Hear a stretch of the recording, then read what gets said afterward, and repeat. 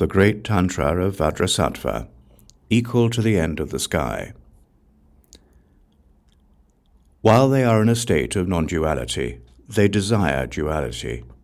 They adulterate the state of self-luminosity with other things.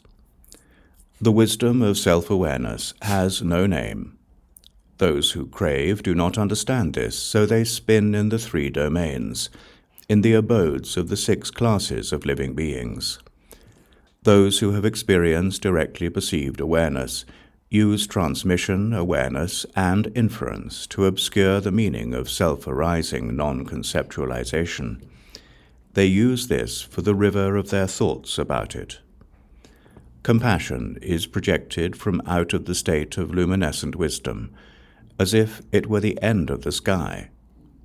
Great compassion is like sunlight. It does not come or go. It shines naturally. This is how the physical mandala of the teacher for those who are to be trained dwells pervasively, as if it were the sky. Conventional awareness does not abide in the bliss of the awareness of clear light.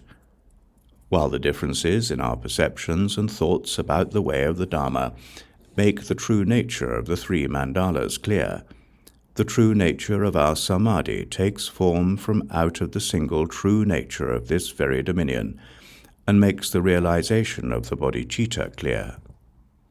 This is the treasure of the awareness of uncomplicated equanimity. What we may observe about the heart essence of primordial enlightenment is an uncontrived self-liberation.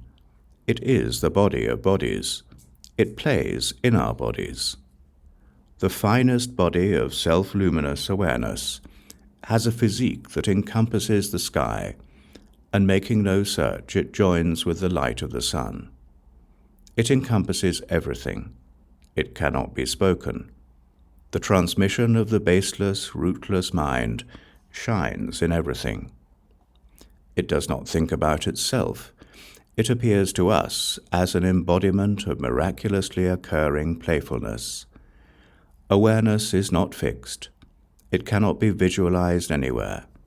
It does not think about itself. It does not think about others. Its clarity is hidden in a dimension that is not evident. So knowledge, awareness, and wisdom shine out at one time. Self-occurring jhana meditation pervades like the light of the sky, and has been the identity of self-luminosity since the primordial. Self-luminescence is joined into one and does not hold on. It appears to us as a heart of miraculously occurring playfulness.